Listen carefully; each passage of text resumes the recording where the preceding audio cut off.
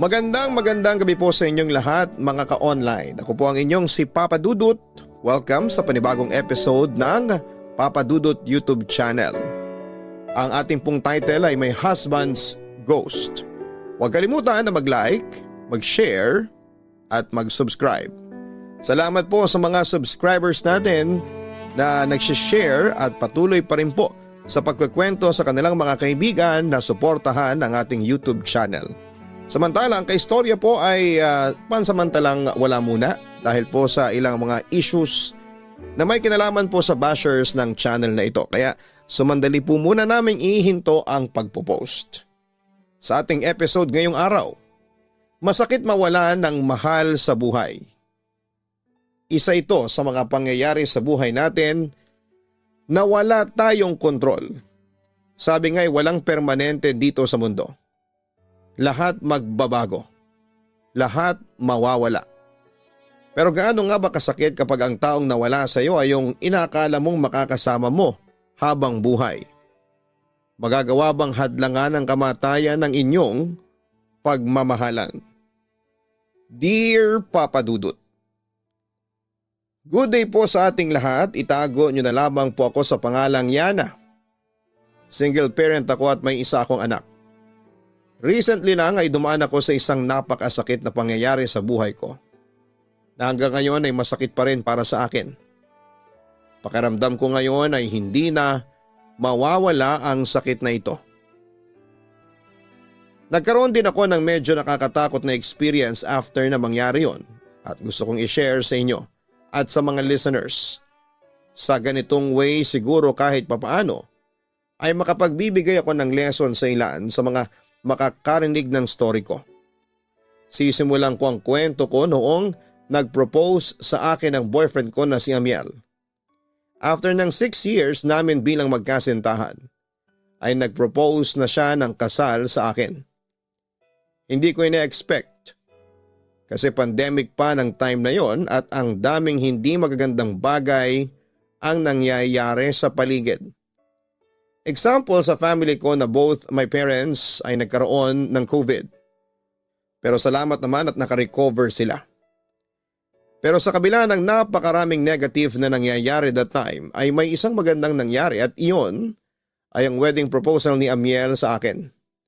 Nag-yes ako sa proposal ni Amiel kasi siya na talaga ang nakikita ko na makakasama ko forever. Siya na yung lalaking gusto kong maging tatay ng magiging anak ko. Responsableng tao si Amiel sa family niya, sa relationship namin at sa lahat ng bagay. Mabait siya at may respeto sa akin. Hindi rin naman perfect ang pagsasama namin kasi may mga pagkakataon na nag-aaway kami at hindi nagkakaintindihan. Normal naman siguro yon sa isang relasyon lalo na at magkaiba kami ng pinapaniwalaan at opinyon sa napakaraming bagay. But still, palagi naming pinipili na pag-usapan ang mga bagay-bagay hanggang sa maayos namin yon at magkasundo na kami. Both family namin ay nakasuporta sa aming dalawa, Papa Dudut. Kaya nang malaman nila na ikakasal na kami ni Amiel, ay natuwa silang lahat. Even our friends ay masaya para sa aming dalawa, Papa Dudut. Ipinangako sa akin ni Amiel ang dream wedding ko. Beach wedding kasi ang gusto ko tapos mga taong malalapit lang sa amin at naging witness ng love story namin. Sila ang mga invited. Nakakapagod din pala ang pag-aasikaso ng kasal pero mas lamang ang saya kasi palapit na ng palapit ang araw ng kasal namin ni Amiel. Medyo inatras din namin ang date ng kasal namin kasi nagkaroon ng problema ng maging mahigpit na naman ng government dahil sa pagdami ng case ng COVID-19.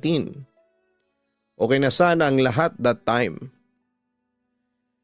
Pero napush pa rin naman hanggang sa naikasal na kami ni Amiel. Iyon na yata ang pinakamasaya na araw ko simula nang maging kami ni Amiel, Papa Dudut. Alam ko from that day ay sisimulan na naming bumuo ng pamilya. At hindi na ako makapaghintay na magkaroon ng bunga ang aming pagmamahalan. Galing kasi kami parehas ni Amiel sa maliit na pamilya. Kaya ang plano namin ay magkaroon ng maraming anak. Bago pa kami kasal ni Amiel ay inihanda na namin ang lahat. Tumira kami sa bahay na niloan niya sa bangko. Siniguro niya na stable na ang trabaho niya at ganon din naman ako. Kaya masasabi ko na responsableng tao siya. Hindi siya yung masyadong nagpapadalos-dalos na maikasal kami. Siniguro niya na ready na talaga kami para sa next level ng aming relationship. Pero sa unang buwan pa lamang namin bilang mag-asawa ay sinubok na kaagad ng aming pagmamahalan. Dati pa kasing iniinda ni Amiel ang pananakit ng ulo niya, pero binabaliwala niya yon. Ilang beses ko na siyang sinasabihan na magpa-check up, pero palagi niyang sinasabi na meron siyang iniinom na gamot at kaya na noon ang pagsakit ng ulo niya. Ang akala ko ay normal na headache lamang ang nararanasan ni Amiel dahil sinasabi niya na okay lamang siya. Nang ikasal kami at nakasama ko na siya sa iisang bubong, ay doon ko na nalaman na araw-araw na sumasakit ang ulo ni Amiel at alam ko na hindi yon normal, Papa Dudut. Doon na ako nag-alala para sa kanya hanggang may isang beses na hindi na niya kinaya ang pananakit ng ulo niya, talagang nag-pass out siya, Papa Dudut. Tumawag agad ako sa ospital para madala siya kasi hindi ko na alam ang gagawin ko sa kanya. Parang bigla kasi siyang nag-seizure ng time na yon. At takot ako para kay Amiel sa pwedeng mangyari sa kanya. Nang nasa ospital na nga kami ni Amiel ay tinawagan ko na ang family niya at kahit sila ay nagtataka at nag-aalala sa mga nangyayari kay Amiel. Ang masakit pa ay hindi kami pwedeng pumasok lahat sa ospital kasi mahigpit pa ang patakaran ng isang pasyente ay isang bantay lamang dahil po sa kasagsagan noon ng COVID-19. Nagsagawa ng kung ano-anong test kay Amiel at nagulat kaming lahat nang malaman namin na meron siyang brain cancer at malala na ang lagay ni Amiel. Kinailangan na niyang makonfine para mas matutukan ang kanyang gamutan. Cancerous ang tumor na meron siya sa utak at malignant yon, Papa Dudut. Ibig sabihin dahil sa matagal na ay mabilis nang kumalat sa ibang parte ng katawan ni Amiel ang cancer na talagang nagpahina sa akin. Habang nakikipaglaban si Amiel sa sakit niya ay nalaman ko rin na buntis ako. Hindi ko na yun nasabi sa kanya dahil hindi na siya nagigising. Tanging ang mga pamilya na lamang namin ang nakakaalam ng kalagayan ko. Kaya panay ang pagdarasal ko noon sa Diyos na sana ay magising na si Amiel para malaman niyang magkakaroon na kami ng anak. Alam ko kapag nalaman niya yon ay mas lalakas ang paglaban niya sa sakit niya at mas madadagdagan ng reason niya para mabuhay. Inilihim ko noon sa ospital na buntis ako kasi panigurado na hindi nila ako pagbabantayin kay Amiel. Palagi ako nakabantay noon kay Amiel kaya nang magkaroon siya ng malay ay tuwang-tuwa ako. Agad kong sinabi sa kanya na buntis ako at magkakaroon kami ng anak kaya dapat ay magpagaling siya. Hindi siya nakapagsalita pero pilit siyang ngumiti at lumuha pa siya. Naging malakas ang paniniwala ko na sisikapin ni Amiel na mabuhay, Papa Dudut. Nang malaman niya na buntis ako. Naniniwala ako na gugustuhin pa niyang mabuhay ng matagal para makita pa niyang lumaki ang mga anak namin. Nang magkaroon na ng umbok ang tiyan ko, at hindi ko na yon kayang itago sa mga nasa ospital, ay hindi na ako nagtangka na magbantay kay Amiel. Inisip ko na rin ang kalagayan ng baby ko at baka makakuha pa ako ng virus sa ospital, Papa Dudut. Sa kasamaang palad ng kabuuan ko na ay saka naman binawian ng buhay si Amiel. Hindi ko inaasahan yon. Kahit pa sinabi na sa amin ng doktor na may posibilidad na mawala na si Amiel dahil sa kalagayan nito. Hindi pa agad ako nakaiyak nang sabihin sa akin ng mother ni Amiel ang masamang balita kasi feeling ko ay nananaginip lamang ako. Hindi ko matanggap na kakakasal lang namin at buntis ako ay nawala si Amiel sa akin. Nakakalungkot lang na iniwanan agad kami ni Amiel. Sa unang gabi ng burol ni Amiel sa bahay nila ay doon pa lamang ako nakaiyak nang makita ko na ang urn kung saan ay nakalagay ang amo niya. Doon palang nag-sink in sa akin na wala na ang asawa ko. Ganon pa man ay alam ko na kagustuhan na rin ni Amiel na mabuntis ako kasi mawawala na siya. May iniwanan pa rin siyang alaala sa akin na habang buhay na magpapaalala sa akin ng pagmamahal niya at kung gaano siya kabuting tao at partner sa akin. Napakabilis pala talaga ng buhay ng tao, ma. Dati kinasal lang kami ni Amiel tapos ngayon ay pinaglalamayan na natin siya. Malungkot kong sabi sa nanay ko sa huling gabi ng burol ni Amiel. Tama ka. Kaya habang kasama pa natin ang mahal natin sa buhay, ay iparamdam natin sa kanila ang pagmamahal natin. Anak, paano ka na niyan? Mag-isa ka na lamang sa bahay ninyo ni Amiel. Gusto mo ba na doon ka muna sa bahay natin? Tanong ni Mama. Ayoko pong umalis sa bahay namin ni Amiel, Ma. Huwag po kayong mag-alala kasi okay lang ako. Kaya ko po. Turan ko kahit na hindi ako sigurado kung kaya ko ba talaga. Anong kaya mo, Yana? Alam kong hindi mo kaya. Buntis ka pa naman. Kung ayaw mo ay sasamahan muna kita sa bahay ninyo. Isasama ko na rin si Janine para dalawa kaming kasama mo doon. Online naman ang class nila kaya pwede siyang sumama, ang sabi pa ni Mama. Si Janine ay ang bunso kong kapatid na senior high ng time na yon. Pumayag ako sa suggestion na yon ng nanay ko, Papa Dudut. Na-realize ko rin kasi na hindi maganda na mag-isa ako sa bahay na buntis tapos ay nagluluksa. Baka kapag manganak na ako ay hindi agad ako makatawag ng tulong. May mga kapitbahay naman kami pero dahil kakalipat lang namin noon ni Amiel ay wala pa akong gaanong ka-close. Isa pa ay in case of emergency. At least kasama ko si Mama at si Janine. Hindi ko rin kasi alam ang mga pwedeng mangyari sa mga araw na daraan bago ako manganak. Nang madala na si Amiel sa huling himlayan niya ay nangako ako sa kanya na magpapakatatag ako para sa anak namin. Papalakihin ko ang anak namin na kagaya niya at wala na akong ibang lalaking iibigin kundi siya lamang. Siya na ang gusto kong maging huli at magfo-focus na lamang ako sa anak namin, Papa Dudut. Umuwi na ako sa bahay namin ni Amiel. Nanibago ako sa katahimikan at kinabukasan dumating na sina Mama at Janine. Ginamit niya yung isang kwarto na katabi ng kwarto namin ni Amiel. Kapag mag-isa ako at lalo na kapag bago ako matulog ay umiiyak pa rin ako. Hindi ko pa rin talaga matanggap na wala na si Amiel kahit pa ilang beses kong sabihin sa sarili ko na nasa mabuti ng kalagayan ang asawa ko.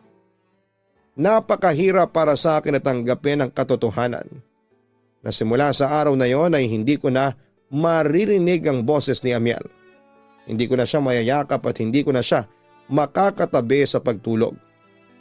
Naging malaking tulong din sa akin na kasama ko si Mama at Janine sa bahay dahil sila ang gumagawa ng mga gawaing bahay. Siguro kung ako lang mag-isa ay hindi ko magagawang magluto at magiging sobrang dumi ng bahay dahil wala talaga akong ganang kumilos ng mga panahon na yon. Dagdag pa na ang bigat ng tiyan ko. Ganon ang pakiramdam ko. Binibigyan din ako ng payo ni Mama tungkol sa panganganak. 4 kaming magkakapatid kaya ilang beses na siyang nanganak kaya nakikinig talaga ako sa kanya. Bago ako mag-labor ay napanaginipan ko si Amiel na hinahaplos ang tiyan ko habang nakangiti siya. Hindi siya nagsasalita at buhay na buhay siya sa panaginip ko. Nang magising ako mula sa panaginip kong yon ay nagsimula na ako mag-labor kaya dinalan nila ako ni na Mama sa ospital. Ligtas ko namang nailuwal ng normal ang anak namin ni Amiel na pinangalanan kong Angelo. Dahil alam ko na siya ang anghel na iniwan ng asawa ko sa akin. Siya ang bunga ng pagmamahalan namin ni Amiel. Nang ilagay sa dibdib ko si Angelo ay hindi ko maiwasan ng maiyak, Papa Dudut. Naging emosyonal ako ng sandaling yon lalo na nang marinig ko ang malakas niyang pag-iyak. Nagpasalamat ako sa Diyos dahil normal ang baby ko at healthy siya. Ang nakakatuwa pa ay kamukha siya ni Amiel. Kaya nang makita siya ng family ni Amiel ay naiyak sila kasi Xerox copy talaga siya ni Amiel at tinatawag pa ngang Little Amiel. Nang maipanganak ko na si Angelo ay doon na nagsimula ang kababalaghan sa bahay. Kasi kahit sina Mama at Janine ay nakaranas din ng pagpaparamdam ni Amiel na nung una'y inakala nila na wala lang papadudot. Nung una ay simpleng pagpapakita lamang sa panaginip ang nangyayari. Nakikita ko si Amiel sa panaginip ko na masaya siya at parang buhay talaga. Nakakausap ko rin siya na parang ginagawa namin noong buhay pa siya. Dahil sa madalas kong napapanaginipan si Amiel, ay mas nahihirapan akong matanggap ang pagkawala niya papadudot. Para mas lalo akong nalulungkot at nanghihinayang kasi alam ko sa sarili ko na kung buhay pa si Amiel ay marami pa kaming magagawa ng magkasama. Tutulungan pa niya ako sa pagpapalaki sa anak namin. At sure ako na marami pa kaming magiging anak kasi yun talaga ang plano namin noong buhay pa siya. Hindi naman ako pinabayaan ng family ni Amiel papadudot, lalo na pagdating financially dahil alam nila na hindi pa ako nakakabalik sa pagtatrabaho dahil kakapanganak ko pa lamang ng panahon na yon. Kaya laking pasasalamat ko sa Diyos na sobrang bait at supportive ng buong family ni Amiel sa amin ang anak ko. Hindi nila kami pinabayaan kaya hindi ko masyadong naging problema ang pera ng time na yon. Ang natatandaan ko na pinakaunang beses na nagpakita si Amiel ay kay Janine. Ayaw pa nga yung sabihin ni na mama sa akin, kay mama kasi unang sinabi yon ni Janine. Isang gabi kasi habang nagdi-dinner kaming tatlo ay napansin ko na parang balisa si Janine at nagtitinginan sila ni mama. Parang may gusto silang sabihin sa akin at nagdadalawang isip sila kung sasabihin ba nila o hindi. Medyo na-bother ako sa napansin ko sa kanila kaya nagtanong na ako papadudot. Mama, okay lang ba kayo ni Janine? May problema po ba? Tanong ko. Ano kasi yung kapatid mo kasi sa akin may ikinuwento siya? Sagot ni mama. Ano po yun? Curious kong tanong. Tungkol kay Amiel, Janine. Ikaw na nga magkwento sa ate mo, tura ni mama. Anong tungkol kay Amiel, Janine? Medyo kinakabahan kong tanong. Parang nagparamdam kasi si Kuya Amiel sa akin, ate. Nung nakaraang gabi pa, nalimpungatan kasi ako ng madaling araw. 3:00 na yata noon tapos may nakita ako na lalaki nakatayo sa may tabi ng aparador ng kwarto namin ni mama. Hindi ko naman nakitang mukha niya kasi madilim pero sure ako na si Kuya Amiel yun, ate. Pagkakwento ni Janine. Imbis na matakot ay natuwa ako sa narinig ko, papadudot. Naisip ko na kung totoo ang sinabi ng kapatid ko, ibig sabihin ay nandun pa rin siya sa bahay namin. Alam kasi ni Amiel na matatakotin ako kaya siguro hindi siya sa akin nagpakita o nagparamdam.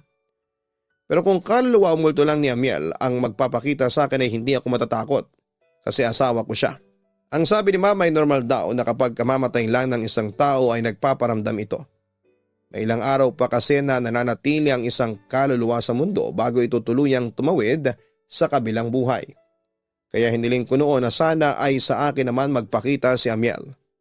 At doon na nga nag-start ang halos araw-araw niyang pagpaparamdam. May isang beses na nanonood kami sa sala ni na mama at Janine habang nagpapa-breastfeed ako ng baby ko. Tanghali noon at bigla ko na lamang naamoy ang pabango ni Amiel. Siyempre alam ko ang amoy ng pabango niya. Dahil ilang taon din kaming magkasama at never siyang nagpalit ng perfume. Habang naaamoy ko ang pabango ni Amiel ay nagtaasan ng balahibo sa braso ko. At talagang naramdaman ko si Amiel na malapit sa akin. Ma, naaamoy niyo ba yun? Naamoy ko ang pabango ni Amiel, ang sabi ko.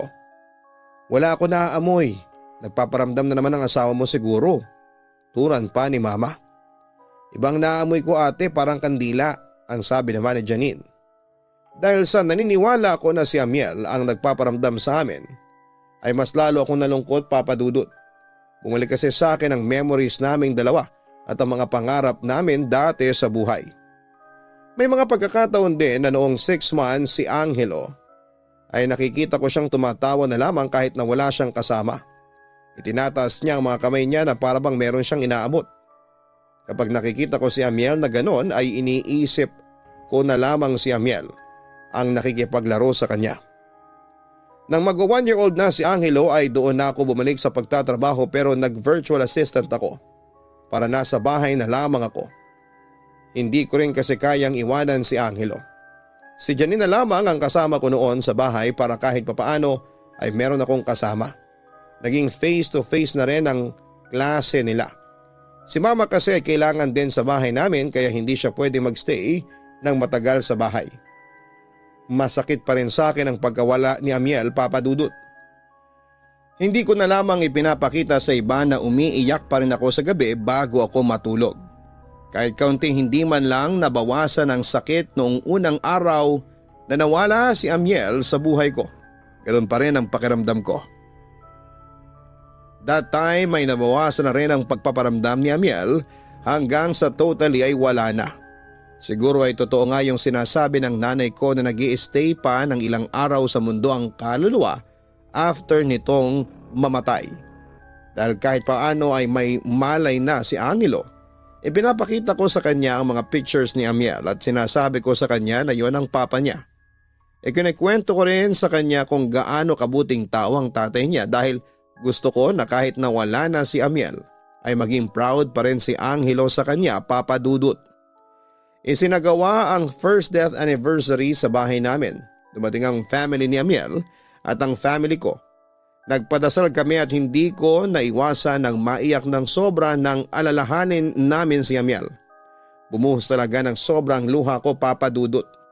Nalaman tuloy ng lahat na masakit pa rin talaga ng sobra para sa akin ang pagkamatay ni Amiel. Inamin ko na rin na gabi-gabi akong umiiyak at hindi ko yon mapigilan. Sinabi sa akin ng mother ni Amiel na dapat ay maging matatag ako para kay Angelo. Masakit pa rin daw talaga para sa kanilang nangyari pero wala na raw magagawa para maibalik si Amiel. Napakadaling sabihin na mag-move on na lamang. Pero kapag pala ikaw mismo ang naka-experience na mawala ng taong mahal mo, ay mahirap yung gawin, Papa Dudut. Kapag nagdarasal ako ay palagi ko rin kinakausap si Amiel. Sinasabi ko sa kanya kung gaano ko siya kamiss at sana'y palagi niya kaming binabantayan ni Angelo. Hanggang isang gabi ay nagsimula na namang magparamdam si Amiel, Papa Dudut. Nasa kwarto ako noon at malapit ng maghating gabi. May trabaho pa ako na kailangang tapusin. Tulog na si Angelo habang si Janine ay nasa kwarto niya. Nakatutok ako sa laptop at nakatalikod ako sa may pinto. Sanay ako na nakabukas ang pinto ng kwarto namin ng anak ko. Patay ng ilaw dahil mas nakakapagtrabaho ako ng maayos kapag gano'n ang aking environment. Maya-maya ay biglang bumigat ang pakiramdam ko sa reason na hindi ko alam, Papa Dudut. Medyo nahirapan akong huminga at may na-feel akong kalungkutan bigla kahit na hindi ko iniisip si Amiel ng oras na yon. Hanggang sa may narinig ako naglalakad sa likod ko. Dinig ko yung yabag ng paa niya. Lumingon ako sa likod pero wala akong nakitang tao. Si Janine lang naman ang kasama ko sa bahay kaya siya lang ang inakala kong nasa likuran ko. Hindi ko yun binigyan ng kung anong kahulugan noong una at baka nagkamali lamang ako ng dinig. Ipinagpatuloy ko na ulit ang ginagawa ko at makalipas ang ilang minuto ay narinig ko ulit ang yabag sa likuran ko. Mas malakas na siya kumpara noong una na parabang nasa tabi ko na yung naglalakad. Tinawag ko na si Janine sa pangalan niya nang hindi lumilingon kasi baka nga naman yung kapatid ko yon pero wala akong nakuhang sagot. Dahil doon ay tumayo muna ako para i-check ang buong bahay. Wala namang ibang tao at nakalak lahat ng pinto at bintana. Nakasarado rin ang kwarto ni Janine kaya imposible na siya yung naririnig kong naglalakad. Isa pa'y alam ko na kapag ganong oras ay tulog na ang kapatid ko kasi maaga ang pasok niya sa school. Kung pupunta naman siya sa kwarto ko ay nagpapaalam siya bago pumasok kahit pa palaging nakabukas ang pinto noon. At hindi yon basta na lamang siya papasok nang hindi nagsasabi sa akin. Nang masiguro ko na walang ibang taong nakapasok sa bahay, ay naglakad na ako pabalik sa kwarto, Papa Dudut. Ilang hakbang na lang ay nasa pinto na ako nang magulat ako kasi biglang sumarado ng sobrang lakas ang pinto.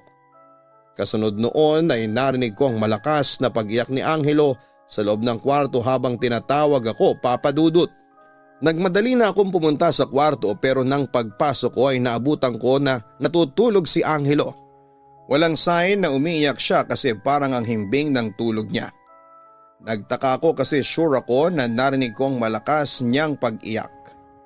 Nagpasalamat na lang din ako na okay ang anak ko at walang masamang nangyari sa kanya, Papa Dudut.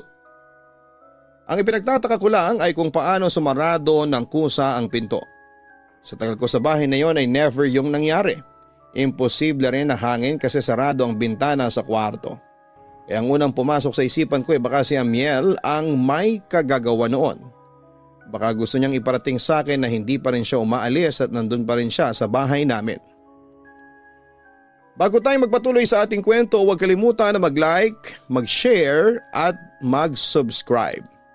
Tulungan po natin ang channel natin na mapatatag sa pamamagitan po ng mas maraming subscribers. Iwasan din po ang bashing. Sa pagpapatuloy, naikwento ko yon kay Janine at ang sabi niya ay hindi siya makatulog kagabi. Kaya raw siguro ganon ay dahil nagsisimula na namang magparamdam si Amiel sa amin. Buti na lang din at hindi matatakotin si Janine kagaya ko dahil kung matatakotin siya ay baka matagal na niya akong iniwanan sa bahay. Alam din naman daw kasi niya na hindi kami sasaktan ni Amiel. Sa totoo lang ay gusto kong magpakita talaga si Amiel sa akin ng time na yon, yung tipong makakausap ko siya. O kung posible na mahawakan ko siya at iyayakapin ko siya ng mahigpit. Hindi rin ako sure kung posible ba yon lalo na at sa mga movies ko lang nakikita ang ganong klase ng mga eksena. Naniniwala rin ako na hindi pa rin tumatawid si Amiel sa kabilang buhay dahil sa gusto pa niya kaming makasama ng anak niya. Kahit na hindi namin siya nakikita, at least kahit papaano ay nararamdaman namin siya. Simula noon ay muling nagpatuloy ang mga paramdam ni Amiel sa akin. Kahit si Janine kung minsan ay nararamdaman din siya, Papa Dudut. Hindi naman kami natatakot kasi alam namin na si Amiel yon. Wala naman siyang gagawin na masama sa amin at hindi niya kami sasaktan. Hanggang isang gabi ay nakahiga na ako noon sa kama at nag-i-scroll lamang ako sa Facebook nang may nakita kong video ng isang paranormal expert na kinakausap ang kaluluwa ng isang namatay na tao. Kasama niya ang nanay ng namatay. Nakuha ng video na yon ang atensyon ko at talagang pinanood ko ang video hanggang sa matapos ko kahit na medyo mahaba siya. Nagkaroon tuloy ako ng ideya na baka pwede ko ring gawin yon para makausap ko si Amiel. Baka kasi may gusto pa siyang sabihin sa akin o baka makita ko siya kahit papaano. Sobra ko na-amaze kaya naghanap pa ako ng ibang video ng paranormal expert sa mga ginagawa niya at nakita ko naman sa mga video na napanood ko na mukhang totoo ang ginagawa niya. Na-curious ako sa mga paranormal expert na yon kaya hinanap ko ang Facebook account niya. At nang nakita ko ay nag-chat ako sa kanya na interesado ako sa service na ibinibigay niya sa mga kagaya ko na nawala na ng mahal sa buhay. Halos 1 week din ang hinintay ko bago ako nakatanggap ng reply sa paranormal expert na yon. Ani kagagaling lang niya sa bakasyon kaya late na niya ako na-replyan. Tinanong ko siya kaagad kung magkano ang bayad sa service niya at sinabi niya kaagad sa akin. Nag-agree na ako sa ibinigay niyang presyo, Papa Dudut. Desperada na kasi talaga akong makausap si Amiel sa panahon na yon. Malakas kasi talaga ang kutob ko na meron siyang gustong sabihin kaya nagpaparamdam pa rin siya sa akin at hindi pa siya tumatawid sa kabilang buhay. Nag-video call kami ng paranormal expert at ipinakwento niya sa akin kung sino ang gusto kong makausap. Sinabi ko sa kanya na ang asawa kong si Amiel. Sinabi ko na may 1 taon na simula nang mamatay si Amiel pero hanggang sa oras na yon ay nagpaparamdam pa rin siya. Tinanong ako ng paranormal expert kung ano ang gusto ko. Sa bahay ba niya namin gagawin ang pakikipag-usap kay Amiel o sa bahay ko? Tinanong ko siya kung ano bang mas okay at ani ay mas magandang kung sa bahay namin dahil doon malakas ang kapit ng espiritu ng namatay kong asawa. Pumayag ako na sa bahay na lamang namin yon gawin at ibinigay na niya sa akin ang mga date na available siya. Kasi may mga mas nauna pa raw sa akin na kumausap sa kanya kaya hindi pwedeng agad-agad or kinabukasan ay pupunta siya sa bahay. Naisip ko na huwag sabihin sa kahit na sino ang gagawin kong pakikipag-usap sa kaluluwa ni Amiel. Kahit kay Janine kasi may chance na makarating yon sa mama ko at kapag nangyari yon ay baka malaman din ang family ni Amiel. Baka kasi kung ano pa ang isipin nila o kaya ay tumutol sila sa gagawin ko. Kaya ang pinili kong date ay yung may pasok sa school si Janine para wala siya sa bahay. Pero hindi ko alam kung may pumipigil ba sa gagawin ko kasi nang 1 week na lang at pupunta na yung paranormal expert sa bahay ay sinabi ni Janine sa akin na wala siyang pasok sa araw na yon. Kinausap ko kaagad yung paranormal expert sa pamamagitan ng video call. Okay lang po bang i-reschedule ko yung punta ninyo sa bahay? Baka pwedeng paagahin o kaya i-move natin. Nandito po kasi yung kapatid ko sa araw na yon. Sa totoo lang ay ayoko po na malaman nila na kakausapin natin ang kaluluwa ng asawa ko, ang sabi ko. Sorry pero hindi pwedeng paagahin kasi may mga nakaschedule na ako sa susunod na araw. Kung imumove naman natin ay baka next month ka na makakuha ng slot ulit. Sagot ng paranormal expert. Ayaw ko namang patagalin pa bago ko makausap si Amiel o malaman ko ang gusto niyang sabihin. Kung pwede nga lang na next day na namin gawin yon ay ginawa ko na. Kaya sinabi ko na lamang na gagawin ko ng paraan para wala sa bahay ang kapatid ko sa araw na pupunta siya. Hindi naman daw matagal ang session namin kaya kahit na ilang oras lang na wala sa bahay o ang kapatid ko papadudot ay gawang ko ng paraan. Nag-isip ako ng paraan para mapaalis ko si Janine sa bahay sa araw na yon. Hindi pwede na pauwing ko siya muna sa bahay ni na mama ng walang dahilan. Hindi yon papayag at magtataka yon. Makakahalata siya for sure hanggang sa naisip ko na suhulan ko si Janine.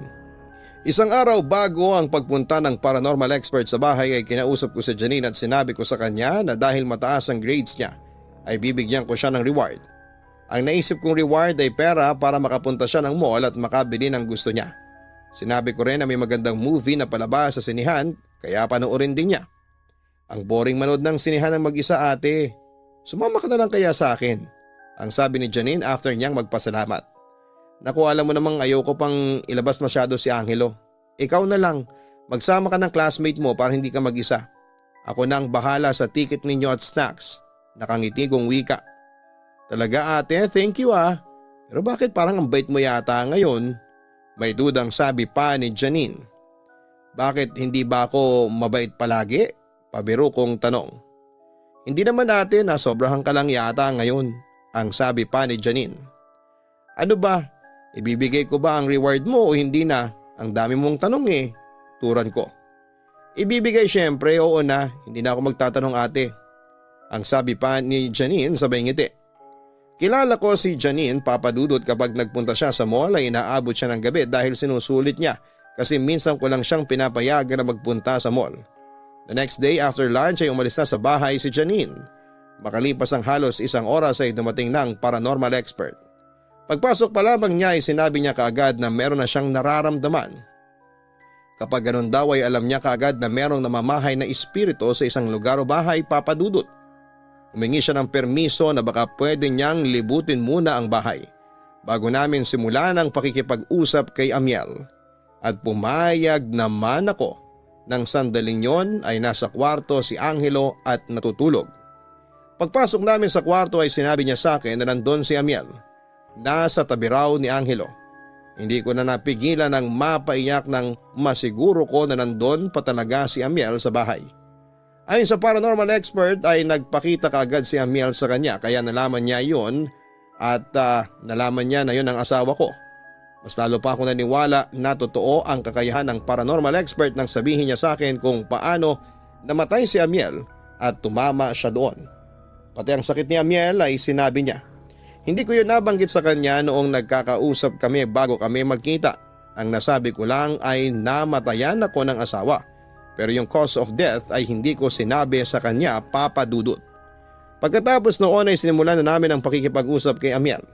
Doon na namin yun ginawa sa kwarto habang tulog si Angelo. Dahil nandun na rin naman daw si Amiel. Naglagay lamang kami ng lamesa at 2 upuan. Ipinaalala sa akin ng paranormal expert na hindi ko direktang makakausap si Amiel at siya lamang ang makakausap ni Amiel. Pero kung ano man daw ang sabihin ni Amiel sa kanya ay sasabihin din niya sa akin. Naghawak na kami ng kamay ng paranormal expert at pumikit. Tinawag na niya si Amiel at aniya ay mabilis itong nakakonekta sa kanya. Tinanong niya si Amiel ng mga bagay na si Amiel at ako lamang ang nakakaalam. Mas lalo kong napatunayan na totoo ang paranormal expert na yon dahil nasabi niya sa akin kung kailan ang wedding anniversary namin ni Amiel. Pati yung date kung kailan nag-propose si Amiel sa akin ay nasabi niya rin, kaya naniwala ako. Nang sandaling yon ay nakakausap na niya ang kaluluwa ng asawa ko. Sinabi sa akin ng paranormal expert na may gustong sabihin sa akin si Amiel. At ayaw na nitong nakikita akong malungkot. Humingi rin daw ng tawad si Amiel sa akin dahil nawala siya ng time na magkaroon na kami ng anak. Huwag ko rin daw pigilan ang sarili ko kung sakali na umibig ulit ako. Hindi raw magagalit si Amiel kung sakaling mangyari na magmahal ako ng ibang lalaki. Alam din daw ni Amiel na malakas ako at masaya siya na ako ang napangasawa niya. Mas lalong bumuhos ang luha ko sa mga narinig ko, Papa Dudut. Sinabi ko kay Amiel na hindi ko mapigilan na malungkot sa pagkawala niya ng maaga kasi marami pa kaming pangarap na hindi na magkakaroon ng katuparan. Ayon pa sa paranormal expert, nais na tumawid ni Amiel sa kabilang buhay pero hindi nito magawa dahil sa pag-aalala sa akin. Dahil sa nalaman ko ay sinabi ko na pwede na siyang tumawid dahil okay na kami ni Angelo at kakayanin ko ang pagkawala niya para sa anak namin. Tinulungan ng paranormal expert si Amiel na makatawid, Papa Dudut. Inabot din ng halos 1 oras ang ginawa namin at kahit ako ay nakaramdam ng pagod. Pugtong-pugto ang mga mata ko pero mas naging magaan na ang pakiramdam ko nang malaman ko ang message ni Amiel sa akin.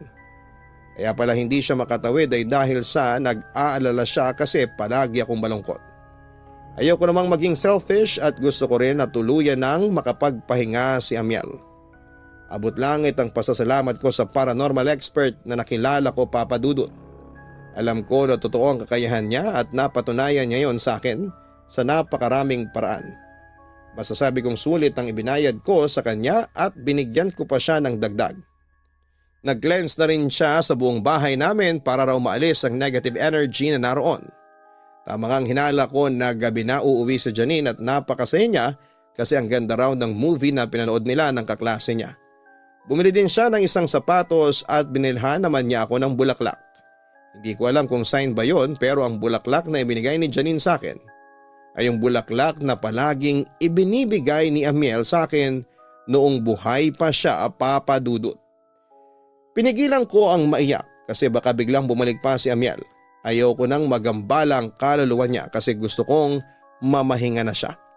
Sa mga sumunod na araw ay hindi na ako masyadong nalulungkot. Ilang araw na rin akong hindi umiiyak sa gabi. Kahit si Janine ay napansin na parang ang ganda raw palagi ng aura ko. Kaya masasabi ko na malaki talaga ang naitulong sa akin nang malaman ko ang gustong sabihin ni Amiel sa akin. Ang akala ko noon ay matatahimik na ang buhay ko kasi wala nang pagpaparamdam si Amiel sa amin ni Janine.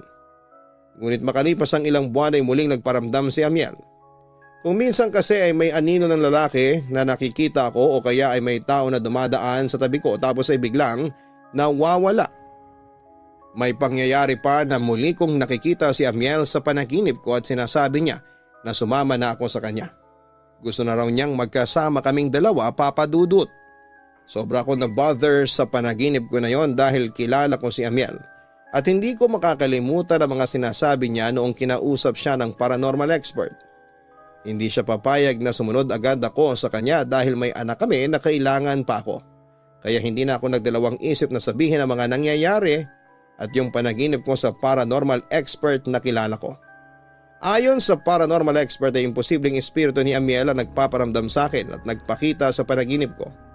Ang hinala niya ay merong ibang masamang espiritu kaya ay demonyo na ginagamit ang katauhan ng namayapa kong asawa. Kailangan daw yung mapaalis sa bahay ko dahil marami pa itong gagawin na hindi maganda. Ngayon ay naka-schedule ulit ako na makipagkita sa paranormal expert na yon, Papa Dudut. Sana lang talaga ay magawa niyang palisin ang kung sino man o anuman na nilalang na gumagambala sa akin at nagtutulak sa akin na may gawin akong hindi maganda sa sarili ko. Alam kong hindi yun si Amiel. Sobrang layo ng mga sinasabi niya sa pagkatao ni Amiel. Pero ipinangako ko kung ano man ang kalabasan ng lahat after na magpunta sa bahay ang paranormal expert ay ipinapangako ko na magiging matatag ako kahit na wala na akong asawa. Hindi lang para sa aking sarili kundi para na rin kay Angelo. Pero sana ay maging okay na ang lahat kapag nagkaroon ulit ako ng time ay ipapadala ko rin ang kwento tungkol sa mangyayari sa pagpapaalis ng masamang espiritu o demonyo na yon sa buhay at bahay ko. Sa ngayon hanggang dito na lang muna ang aking sulat. Nakasubscribe na po ako sa Kaistorya, sa Papa Dudut at sa Papa Dudut Family YouTube channel. Bilang pagsuporta sa inyong walang sawang pagbibigay sa amin ng mga kakaibang kwento at inspiring stories. At para sa mga kagaya ko na nawala ng mahal sa buhay, isang mahigpit na yakap po para sa inyong lahat. Sincerely yours, Yana. Napakasakit na mawalan o mamatayan ng taong minamahal. Ito ay isang pangyayari sa buhay nating mga tao na madalas ay hindi natin inaasahan. Isang napakahaba, masakit at mahirap na proseso ang pagtanggap at pagluluksa at may kanya-kanya tayong paraan sa ganitong bagay dahil tayo ay merong magkakaibang paghawak sa ating emosyon. Huwag mong madaliin ang pag-move on. Walang pwedeng magsabi kung hanggang kailan ka lamang pwedeng magluksa. Kung gusto mong umiyak, umiyak ka. Kung gusto mong mapag-isa ay gawin mo. Ngunit huwag mo ring kakalimutan ang mga taong nasa iyong paligid at lalo na ang iyong sarili.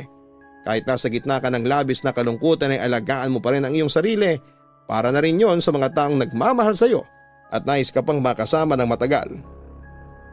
Again, napansin po ng inyong si Papa Dudut na kalahati po ng mga viewers natin ay hindi pa rin nakasubscribe. Sana po ay huwag niyo pong kalimutan na pindutin ang subscribe button para sa ating 2 million goals na mga subscribers. Maraming salamat po sa mga magsusubscribe na sa araw na ito. Asahan ko po ang inyong pag-share at pagpo-post ng mga positive comments. No bashing po sa channel na ito. Maraming salamat po sa inyong lahat. Magandang gabi po sa inyong lahat mga ka-online, mga ka-YouTube. Ako po ang inyong si Papa Dudut. Ini-invite kayo na mag-like, share at mag-subscribe. Samantala ang Kaistorya YouTube channel po ay susubukan po nating maibalik paunti-unti sa pamamagitan ng pag-upload once in a while. Pero in-encourage ko po kayo na kayo po ay mag-subscribe din sa Kaistorya para po matulungan ng channel na makabalik sa regular na pag-upload. Again, huwag kalimutan na mag-subscribe sa Kaistorya YouTube channel. Ganon din po, bubuhayin na po natin ang Papa Dudut Family YouTube channel na kung saan ay mas madalas na po kami mag-upload dyan. Kaya kayo po ay mag-subscribe na rin sa Papa Dudut Family YouTube channel. Sa ating episode ngayong gabi, bago ang lahat ay gusto ko munang bumati sa inyo ng isang magandang gabi, lalo na sa iyo at sa libo-libo mong mga subscribers, Papa Dudut. Tawagin mo na lamang ako sa pangalang Krisa, 18 years old at nakatira dito sa Sangangdaan, Project 8, Quezon City.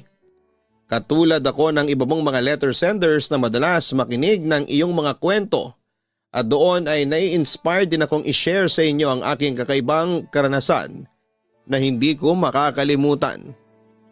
Pinanganak naman ako na walang espesyal na kakayahan. Katulad din ako ng isang tao na normal na walang nakikitang kakaiba sa kapaligiran. Aaminin kong medyo matatakotin ako pero mahilig akong manood ng mga horror films at magbasa ng mga horror novels and short stories. At madalas nga akong magawi dito sa Papa Dudut YouTube channel at Kaistorya para makinig ng mga nakakatakot na kwento mula sa iyong mga letter senders. Marami na akong naririnig na mga totoong kwento ng mga taong naka-encounter ng mga nilalang mula sa other side. At relate ako dahil madalas ay nagkakapareho sila sa mga na-experience ko, Papa Dudut. Mayroong mahirap paniwalaan pero meron ding nagpakilabot ng husto sa akin kasi ramdam kong totoo ang aking narinig. Sabi ko sa sarili ko na ayaw kong maka-experience ng kababalaghan at anumang paranormal activity kasi baka hindi ko kayanin kaya panayang dasal ko noon sa Diyos na sana'y huwag niya akong ilagay sa ganong klase ng sitwasyon. At mukhang pinagbigyan naman ako ng may kapal. Siya nga pala, Papa Dudut, tubong Pangasinan ako. Pero 16 years old ako noong nagpasyang mga magulang ko na pag-aralin ako ng senior high school dito sa Quezon City. At imbes na mag-dorm ako ay nagpasya silang dalhin ako kay Auntie Betty na nakatira dito sa Paradise Village sa Ngangdaan, Quezon City. Pumayag naman ng tiyahin ko at willing naman daw siyang maging guardian ko habang nandito ako sa Metro Manila. Pagkatapos ng moving up ceremony namin sa junior high, ay agad akong bumiyahe papunta kina Auntie Betty. Pagdating ko ay namangha naman ako sa laki ng bahay ng aking tiyahin. Kasama niya sa bahay ang 3 niyang anak, sina Sel na matanda sa akin ng 1 taon, Nari na 14 years old lamang that time, at si AJ na noon ay mag-iisang taong gulang pa lamang. May kasama din silang isang kasambahay na kamag-anak ng yumao niyang asawang si Uncle Tommy. Anyway, pagpasok ko sa loob ay lalo akong namangha dahil sa ganda ng mga furnitures at appliances sa loob. Sumalubong din sa akin sina Sel at Nari at nagbigay sila ng tour sa buong bahay. Bale na sa 2 palapag lang naman ang bahay nila pero malawak. Sa ground floor ay bukod sa kusina, sala at banyong may bathtub ay merong isang kwarto kung saan doon natutulog ang kasambahay. Sa second floor matatagpuan naman ang 4 na kwarto, ang master's bedroom kung saan ay natutulog sina Auntie Betty at AJ. Tapos ay kwarto nila Sel at Nari at 2 guest room. Ang guest room katabi ng kwarto ng mga pinsan ko ay siyang magiging kwarto ko. Pagpasok ko sa loob ay nagulat ako dahil preparado na at malinis ang loob. Ready for occupancy kumbaga. Tinulungan ako ng mga pinsan ko na ayusin ang mga dala kong gamit at habang ginagawa namin yon ay masaya kaming nagkwekwentuhan. Until ma-interrupt kami sa mga kaluskos mula sa katabing guest room. Nung una syempre wala lang sa akin yon pero napansin ko sina Sel at Nari na tila natigilan at parabang pinakikiramdaman nila yung mga kaluskos sa kabilang kwarto. Hanggang sa naisipan kong putulin ang katahimikan sa kwarto. Siya nga pala, sino yung natutulog sa katabing guest room? Usisa ko. Wala, tipid na sagot ni Sel habang pansin ko na hindi siya komportable sa mga naririnig naming kaluskos mula sa kabilang kwarto. Baka naglilinis yung kasambahay ninyo sa kabila, wika ko. Walang naglilinis ng kabilang kwarto ate. At saka ilang taon nang hindi binubuksan yun ni mama, sabi naman ni Nari sa akin. Bakit naman? Muling usisa ko. Meron kasing something na nakatira dun eh. Tila kinakabahan si Sel nang sagutin niya ang tanong ko. Something na nakatira? Ulit ko. Naguguluhan kasi ako sa sinabi ng mga pinsang ko noong sandaling yon. Oo, at kapag nagagambala siya ay lumalabas siya ng kwarto para magparamdam sa lahat ng tao dito sa bahay. Ang sabi pa ni Sel sa akin. Lalo naman akong naguluhan sa sinabi ni Sel. Magpaparamdam? Bakit? May multo ba dito sa bahay ninyo? Gusto ko yung klaruhin. Sasagot na sana ang mga pinsang ko nang biglang umakyat at kumatok sa pinto ang kasambahay nilang si Mila. Mga bata, handa na ang pananghalian.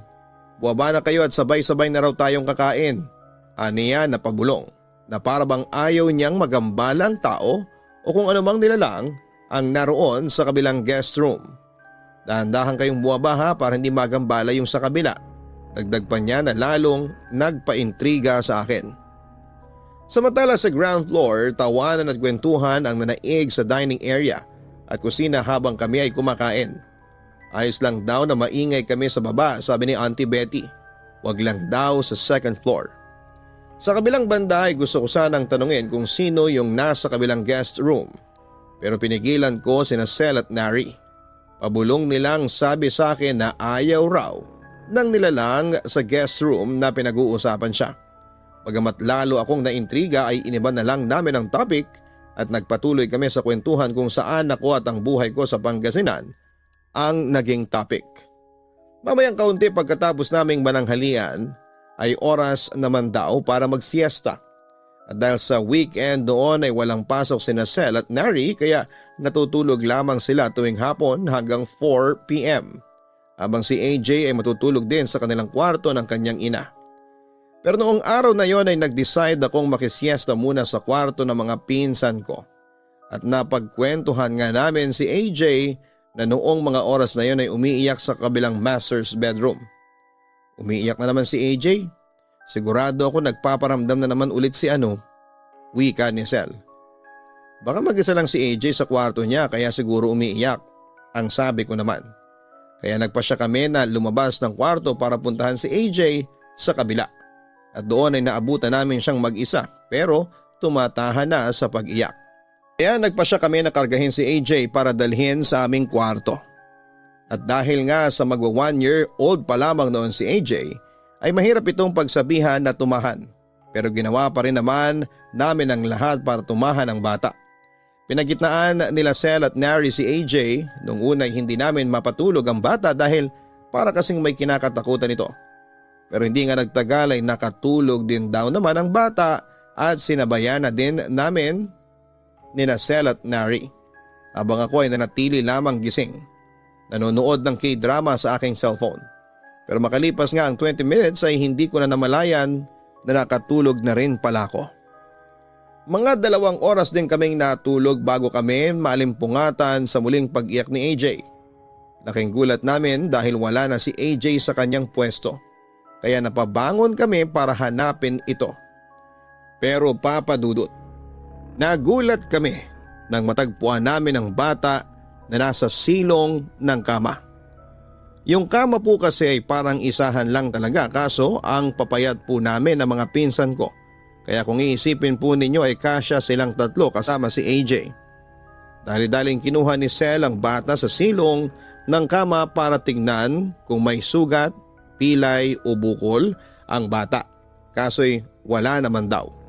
Lalo kaming natakot nang umiiyak ulit ang bata tapos may tinuturo sa taas ng kisame sa likod mismo ni Sel. Sa sobrang takot namin ay nagtatakbo kaming 4 palabas ng aming kwarto at bumaba kami kung saan ay naabutan namin naglilinis ng bahay si Ate Mila habang si Auntie Betty naman ay umalis noon para mag-grocery. Samantala kinagabihan naman ay natulog na kami sa kanya-kanya naming kwarto. Habang nagfe-Facebook ako ay biglang nag-message sa akin si Sel. Tinatanong sa akin kung may naririnig ba akong kumakaluskos sa kabilang kwarto. Ang sabi ko ay wala. Pero naisipan ko ulit itanong sa kanya kung may multo ba talaga sa kanilang bahay. At doon na nga ipinagtapat ni Sel sa akin na meron ngang multo sa kabilang kwarto at ayaw nito ang maingay at pinag-uusapan siya. Kaya dahil sa kinikilabutan ako sa nabasa ko ay nag-decide na lamang kaming ibahin na lamang ang topic sa aming chat. At yun na nga papadudod sa bawat araw na lumipas. Unti-unti ko nang nare-realize na meron nga talagang multo sa bahay nila. Dahil makailang beses din po itong nagparamdam sa akin. Kitang-kita ko mismo na gumagalaw ng kusa ang mga gamit ko. Gusto ko sanang magpanik noon pero ang payo sa akin ni Nary ay magpatay mali siya lamang ako at huwag magpahalatang natatakot ako. Dahil kapag napansin raw ng supernatural being na kasama namin na natatakot kami ay lalo daw kaming tatakutin ito. Kaya kapag may poltergeist sa kwarto ko ay pinipilit kong huwag pansinin yon. At sa halip ay pasimple lamang akong lalabas ng kwarto para buwaba. Samantala madalas ako ang kasama ni Auntie Betty kapag siya ay namamalengke at nag-grocery. At doon ay ikinikwento ko sa kanyang lahat ng mga nararanasan kong kababalaghan sa bahay. At lagi niyang sinasabi sa akin na magdasal lang daw ako at huwag magpahalatang natatakot. Papadudot pinilit ko talagang maging matapang kahit na madalas ay parang gusto nang kumawala ng kaluluwa ko sa aking katawan dahil sa matinding takot. Hanggang isang gabi muli akong nakaramdam ng kakaibang kaluskos mula sa nasabing haunted room sa kabila. Palakas ng palakas sa mga kaluskos. Hanggang sa makarinig na ako ng mga yabag mula sa loob ng aking kwarto. Sa sobrang takot ko ay nagtalukbong na lamang ako papadudot habang pinakikinggan ko ang mga yabag na tila palapit ng palapit sa akin. Bigla akong nakaramdam ng pagkahilo hanggang sa nawala na lamang ako ng malay. At isang panaginip ang aking naranasan para ba akong ibinalik sa nakaraan. Yun pa rin ang bahay pero ibang ayos ng kwarto. Nagpa siya akong lumabas ng kwarto at bumaba. Nakita ko ang isang pamilyang hindi ko makilala. Isang mag-asawa kasama ang kanilang 3 mga anak na pawang mga lalaki. Nakita ko silang paakyat kaya nag-decide akong gumilid. Pero hindi nila ako nakita at para bang invisible ako sa kanila. Tapos nang makakyat na sila sa 2nd floor, ay dumiretso sila sa haunted room. Yun pala ang dati nilang tinutulugan. Sinundan ko sila pero hindi na ako naglakas ng loob na pumasok sa loob kasi mabilis na sinarado ng tatay ang pintuan. Sa panaginip kong yon ay para lang talaga akong nanonood ng movie. Tapos narinig kong nag-aaway na ang mag-asawa sa loob ng kwarto. Hindi nagtagal ay lumabas ang lalaki sa kwarto at nagmamakaawa naman siyang hinabol ng babae. Doon ay na-realize ko na maghihiwalay na pala ang mag-asawa dahil sasama na ang lalaki sa kanyang kabit. Papadudot kahit na anong pigil ng babae ay natuloy pa rin ang pag-alis ng asawa niya. Tapos ay parang nag-fast forward dahil nakita kong naging violente na ang babae sa kanyang 3 anak na lalaki. Lagi niya itong pinapalo. Bukod doon ay nagbisyo na rin ang ina. Madalas itong lasing at may pagkakataon pang gumagamit na ito ng illegal na droga. Ganon ang naging eksena, Papa Dudut. Mabibilis ang mga eksena. Pero hindi ko makakalimutan ang mga pagmamaltrato ng babae sa kanyang 3 anak na noon ay punong-puno ng mga sugat sa katawan at namamayat na dahil hindi siguro pinapakain. Hanggang sa dumating sa eksena na isang gabi pumasok na lamang ang ina na may hawak na kutsilyo at walang awang inundayan niya ng saksak ang 3 niyang anak na mga lalaki. At hindi pa siya nakontento dahil kumuha pa siya ng lubid at doon ay binigti niya ang kanyang mga anak sa kisame sa naturang haunted room. Nakita ko kung paano mangisay ang katawan ng 3 bata hanggang sa mawalan na ito ng hininga. Papadudot, sobra akong natakot noon sa aking nasaksihan. Pero wala akong magawa dahil parang hindi ako parte ng eksena. Hindi nila nakikita ang aking existence. Pero nagkamali ako dahil mamayang kaunti bumaling sa akin ang ina ng mga bata na parang nakikita na niya ako. Kumbaga sa pelikula binali niya ang 4th wall. Nanginig ako at napasigaw nang bigla niyang itaas ang kanyang mga kamay na may hawak na kutsilyo at lumapit siya sa akin para ako naman ang kanyang saksakin. At doon ay nagising na ako sa aking panaginip. Hingal na hingal ako noon, Papa Dudut, at maghahalong pag-iyak at matinding takot ang naramdaman ko ng mga sandaling yon. At simula noon ay hindi na ako nakatulog at hinintay ko na lamang ang pagsikat ng araw. Kinaumagahan habang nag-aalmusal kami ay hindi ko mapigilan ang sarili ko na ikwento ang lahat kina Auntie Betty at sa mga pinsan ko. Sa puntong yun ay hindi na nila ako pinigilan at sa halip ay nag-share din sila ng kanilang mga experiences noong gabing yon. Tulad na lamang si Cel. Habang nananaginip yata ako sa aking kwarto ay siya naman daw ay gising at nanonood ng video sa TikTok nang biglang may humawak daw na malamig na kamay sa kanyang sakong. Sobrang lamig daw ay napabangon daw siya ng di oras. Sinari naman daw ay nananaginip din ng 3 batang lalaki habang hinihila daw siya papasok ng haunted room. Bago tayo magpatuloy, huwag kalimutan na mag-like, share, and subscribe. Ang goal po natin ay mapatibay ang channel na ito sa pagkakaroon po ng 2 million subscribers. Makakatulong po kung kayo po ay magpo-promote at may invite ninyo ang inyong mga kaibigan na manood din ng Papa Dudut YouTube channel. Ganon din po ang Kaistorya at ang Papa Dudut Family YouTube channel. Sana po ay nakasubscribe na kayong lahat. Samantala, naibenta na ni Auntie Betty ang haunted house sa Paradise Village sa halagang 4.7 million pesos. Nang malaman ko yun ay medyo nakaramdam ako ng awa sa mga bagong may-ari. Kasi panigurado na may experience din lang kakaibang kababalaghang naranasan namin sa bahay na yon. Lalo na doon sa Forbidden Haunted Room. Ito lang ang maikikwento ko sa inyo, Papa Dudut, at sana'y mabasa po ninyo ito at mapiling itampok sa inyong popular na YouTube channel. Masaya ako kasi this year ay graduate na ako ng senior high school. Not sure kung ipagpapatuloy ko pa ba ito hanggang college o magtatrabaho na muna.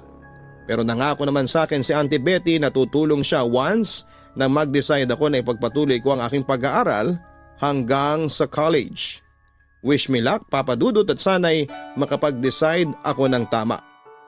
Papa Dudut, hanggang dito na lamang at maraming salamat and more power sa inyong programa.